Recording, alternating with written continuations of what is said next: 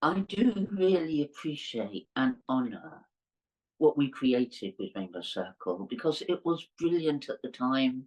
It was the best that we could do under our circumstances. And it was very, I felt it was really important in the way that the alternative energy developed. But it wasn't, if you like, the pure rainbow. What do I mean by that?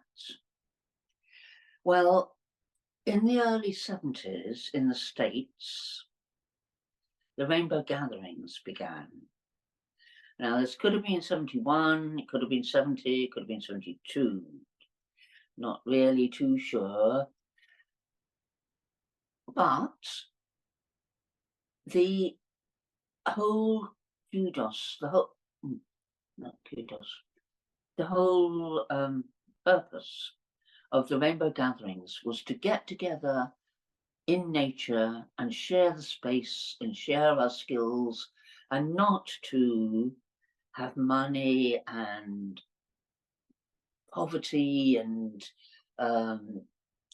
plenty and discrimination, and not to have all these divisive elements that hold us all apart from one another.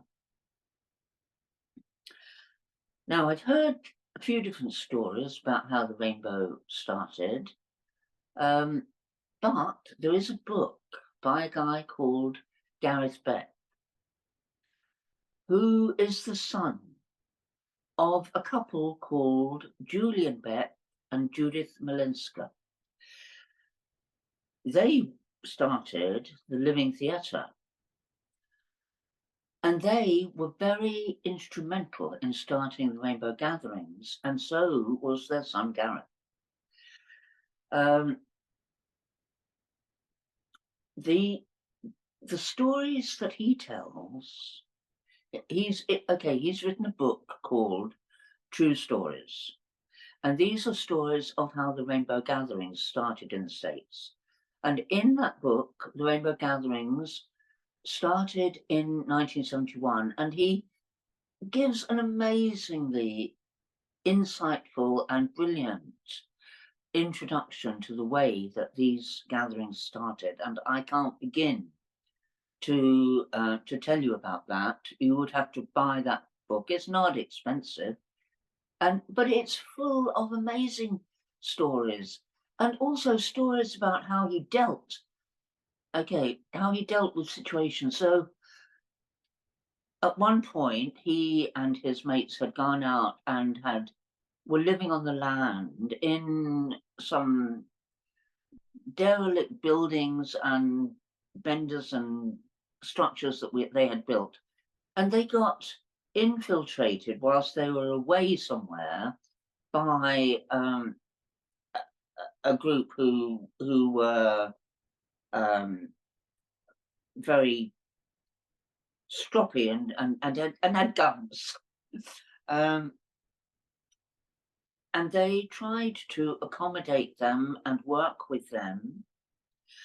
And eventually it got to be really, really difficult. And Gareth phoned his father, Julian, who was in Europe at the time, and he asked for advice. And his father said, find out what they want and give it to them, or try and facilitate it for them. So what these guys actually wanted was somewhere that they could call their own, where they could live their lives. And so Gareth and his few tribe who were left at that point somehow organized a situation where they were able to give these guys a place, not their place, another place, that they could do their thing and they could live their lives. And that was the end of the problem. And I thought that was such a brilliant way of solving a problem. And I've been, trying to work with that since.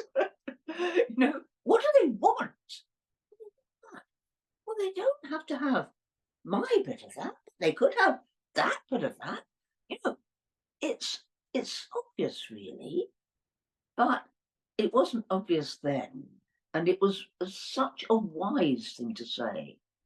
And there was a lot of elder wisdom that was coming down, particularly in Gareth's book, from his parents, because obviously that was what he knew, but probably from a whole load of other people as well.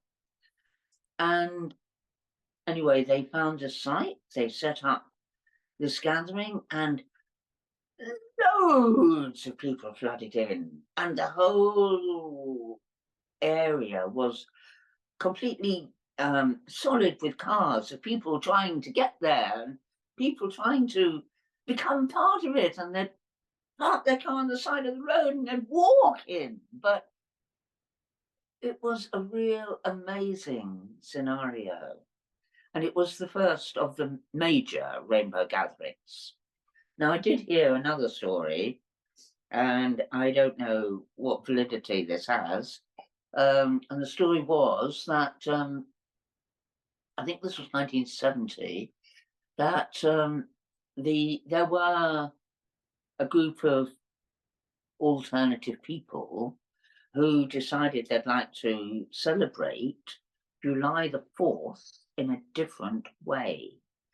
Instead of it being Independence Day, it was going to be Interdependence Way. And so they went and had a gathering in some woods somewhere where they all shared everything, and shared the work, and shared the food, and shared the love, and they were interdependent. And that, I think, is a very nice way of looking at it as well. Whether it's true or not, I don't know.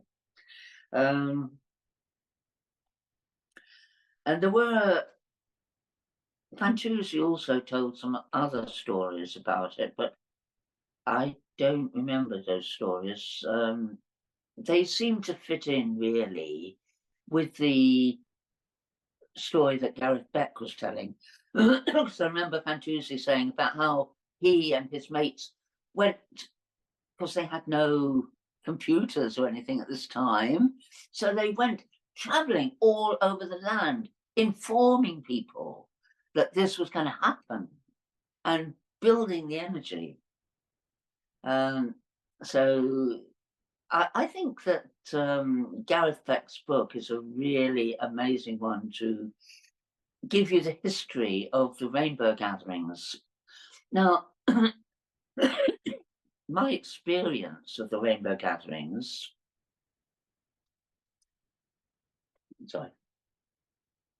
my experience of the rainbow gatherings, I'll just put that over there.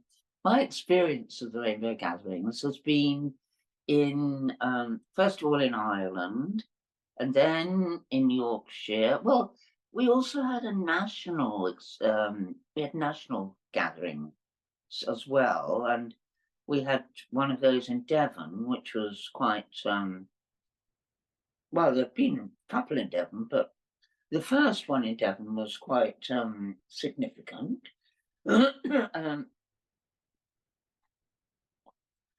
And then we had, you know, there've been the Yorkshire gathering, there's been other national gatherings. There's a whole scenario that's going on about whether the rainbow should be pure or whether the rainbow should honor its roots of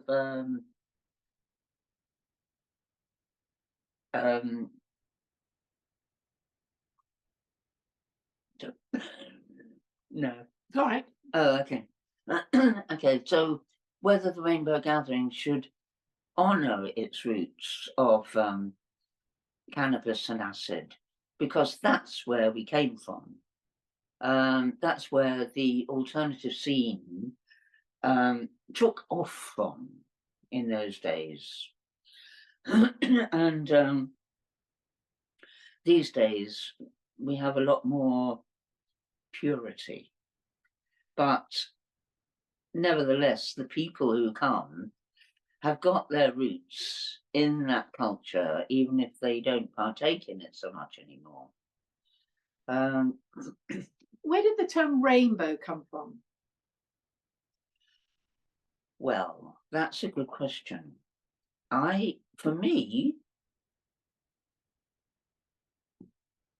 on the last but one camp of the Oak Dragon, Sid organised a huge, great skipping rope, big skipping rope that got turned, and people would go in, jump the rope, and call a word. And when I went in, I didn't know what I was going to call, and I called Rainbow. And I don't know why. I suppose because I was into colours. I'd always been pretty much into colours.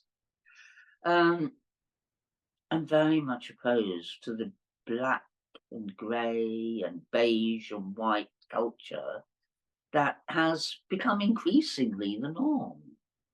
But even then, it was still around. The whole term rainbow came into existence in the alternative cultures via the American Indians and the Hopi prophecy of the Rainbow Warriors. They should be called the Warriors of the Rainbow.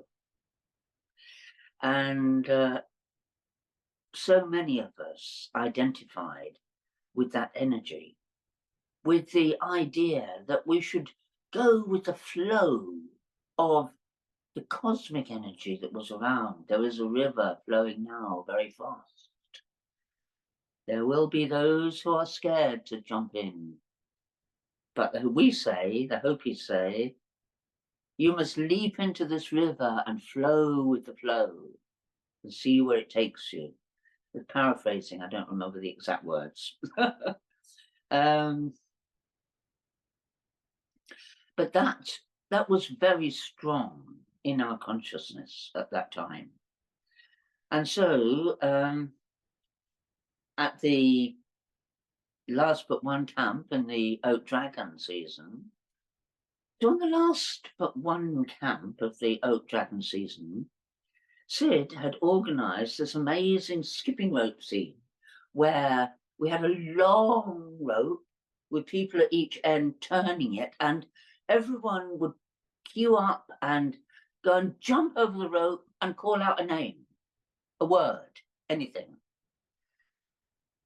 And I didn't know what I was going to call. And then when I jumped, it was Rainbow. And that for me was my sort of identification. But it was actually from the being familiar with the idea of the Rainbow Warriors from that Hopi prophecy. That's where that name came from. Yeah. And the thing about the Rainbow Gatherings is that they have always been free food, free entry, free everything. Let's just share. Let's share our love, our skills, our information, everything, and our ideas about how society might work as well, because that was a lot part of it.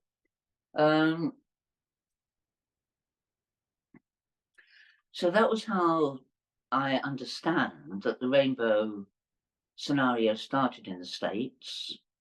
And I have been to one rainbow gathering in the States. It was on the West Coast. It could have been Colorado, I'm not sure, but it was I think it was 2001. So it was the 2001 National Gathering. And I went with a friend of mine whose brother lived in Seattle. And we flew into Seattle, and in those days you had to find out about where things were. There was no internet or anything. Well, it wasn't on the internet. There was internet, of course, in 2000, but the rainbow gatherings did not go on the internet for ages. I don't know ages, but several years after that, I think. Anyway, we went down and found a notice in a coffee shop somewhere and contacted the phone number, and eventually found out where we were going and got a lift to going there. So we drove in this car down to the back of beyond. We crossed over a river on a rickety bridge. We drove another 20 miles around the bottom of this mountain, and then another 10 miles or so up into the mountain, and then we got there. Well, you didn't go out to buy a packet of Whistlers, did you? Huh. It was the back of beyond. Now, I'd been to gatherings in Europe, in Ireland, in Slovenia. I'd been to the one in Australia as well. And all the time, there were food circles in the evening, and everyone sat down together, and maybe it was a lot of people, you'd sit in concentric circles. However, in America, the gatherings are absolutely huge. Now, I don't know how anybody ever tells how many people are anywhere, but it was said that there were 22,000 people at this gathering that I went to. Well, obviously, you can't sit all them down in a circle, so it was very different organisation. There were lots and lots of cafes, and basically you went and attached yourself to one of these cafes where you contributed towards the work and where you were able to eat. There was also, when the food was ready, there would be a call out, and they'd be calling, soup in the kitchen, come and get it. And you'd go, if you were hungry, to have some soup in the kitchen, and you would put your Magic Hat donation in the hat at the end of the counter, which is a very different scenario to what happens in England and in Europe, where there's big circles, and after the food has been consumed, people would go round with the Magic Hat, and they would sing, Magic Hat, Magic Hat, how about that? It's the Magic Hat. It provides everything we need. Donate to the Magic Hat. You! Or give your love, not donate. Give your love to the Magic Hat. Yay! And, you know, there would be a whole procession of people. There would be musicians and people dancing around in a big procession after the Magic Hat itself, which was often taken by a child, but a child with supervision. So it would always be someone there who was keeping an eye on things. And not always a child, but often a child. Because children love to do it. So the other thing that I remember, well, there's a couple of things I remember about America. One is that we didn't get there terribly early. I mean, July the 4th is the day, and I think we got there on July the 1st. And we, set ourselves up and sorted ourselves out and found a cafe. And then on the 3rd of July, starting on the evening of the 2nd and on the 3rd of July, there was this stream of people, constant stream of people coming in, coming in, coming in.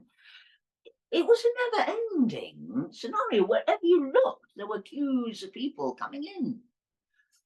And then July the 4th happened. I'll talk about that in a minute. But after July the 4th had happened, it was over. July the 5th, there would be some people leaving. By July the 6th, people were being encouraged to leave. Time to pack up now. Time for you to, get yourself together. Which was so different to what happens in Europe, which is quite interesting. Certainly the European people have taken the rainbow energy and run with it and created something quite different, but from the same basis. Same ethos.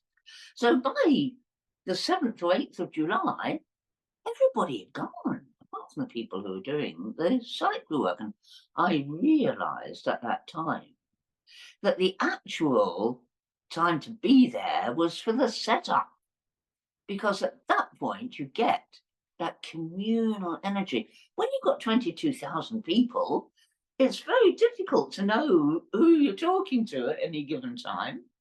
It's very difficult to actually contain a contact with anyone, unless you come with a whole group anyway. And also, of course, there were no communal meals, because that would have been impossible. So, it has a very different feel to it, but it's still the rainbow, and they still have a lot of the same chants, because I guess they must have taught them to us originally. And I mean, not all of them, because a lot of our chants are prana chants, but anyway, a lot of the same chants. So now you can go anywhere in the world and go to a rainbow, and you know people. There'll be people there that you've met before in the other side of the world. There'll be the same chants, there'll be the same ethos, and it makes for a real feeling of family, which is one of the most amazing things about the rainbow. You can go literally anywhere in the world and you will find a rainbow gathering happening. It's quite incredible.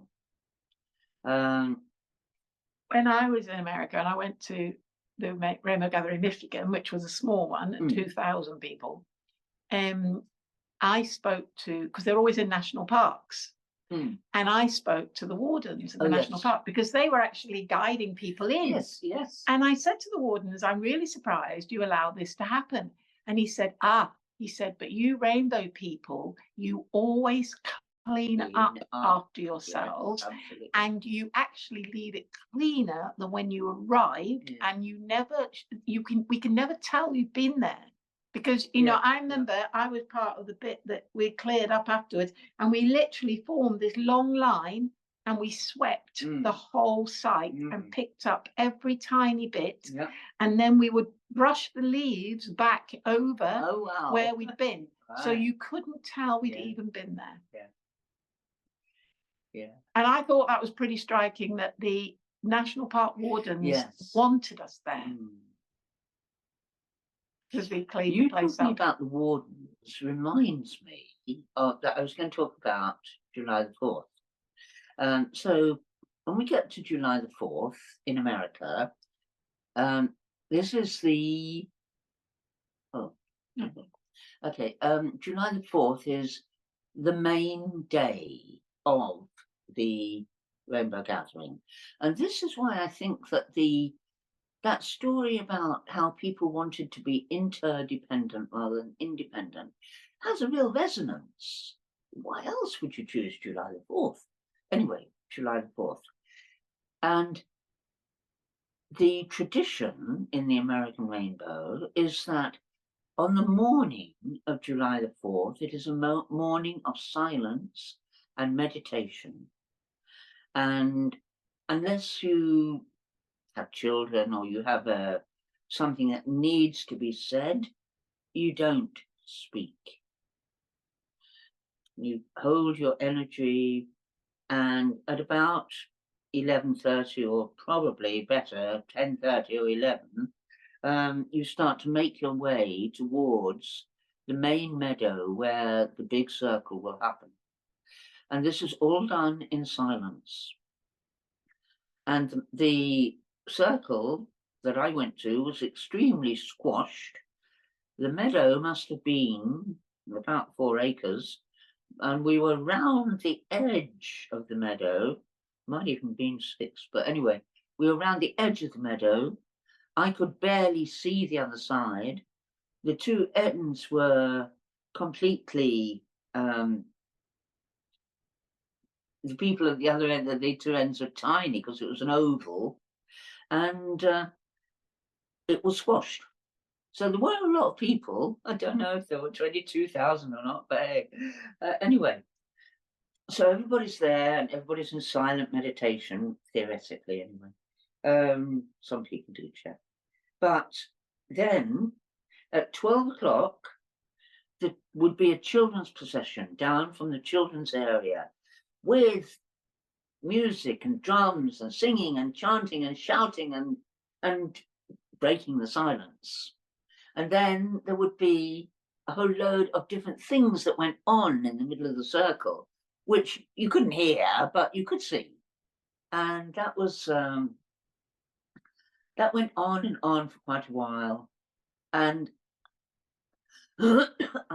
now, before those started, after the children had come in, I guess there must have been that point, there was a huge ohm that went on and on and on, and it went on for about half an hour. It was, well, I don't think that's much of an exaggeration. It just went on and on and on because there were so many waves of it going around the circle, and it died out here, but it would jump up there and on and on, and it would just completely took over the whole energy, and the whole circle was vibrating with this ohm. And then eventually it did die down. I don't remember how that happened because I can't imagine. Can't remember how it happened. But anyway, then we started with various sort of entertainment things in the center of the circle. Then after the circle had disbanded, the wardens were there, and I went and talked to the wardens too. Yeah, they were very friendly, very nice. I didn't suggest that they they might not have welcomed the rainbow, but they seemed to be very happy that we were there. It was not a problem. Doing Ohms is one thing we haven't mentioned, which I must admit I didn't think about. My goodness, yes. So, do you want to say a little bit about that? Yes. So there are various things that really unite a circle. And one of them is chanting a note, basically. And some organizations, like the Druids here, for instance, they do Aum.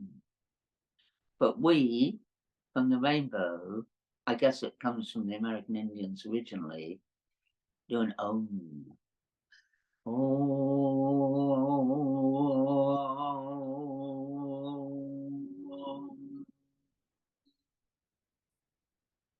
And so on. And, you know, that's quite a low one, but there are lots of high ones as well. And it creates this amazing vibration, which really makes us, well, for me, it makes us all feel united. And that even if you've got stuff around this person or that person, somehow it dissipates and goes, and we're all of one energy and one entity almost. And it is a really important part. And every meeting that I go to, I think every meeting that I go to, the Rainbow, starts with an Om. Whether you're teaching, you know, a particular subject or something, whatever it is, you start with a circle and an Om. And it just completely changes and invigorates and energizes with love the circle that you're in. And it's a very, very important part.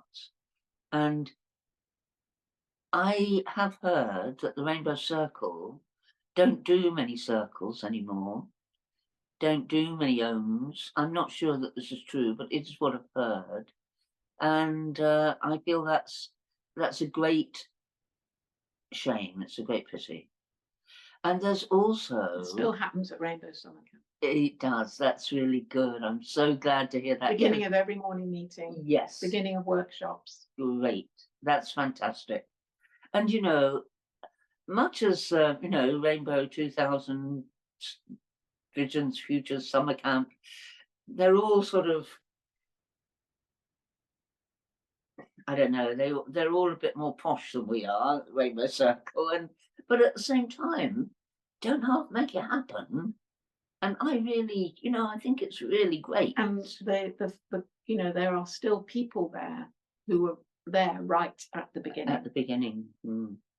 Still carrying that energy of Rainbow Circle through into the current manifestations of rainbow. Fantastic. That is really good.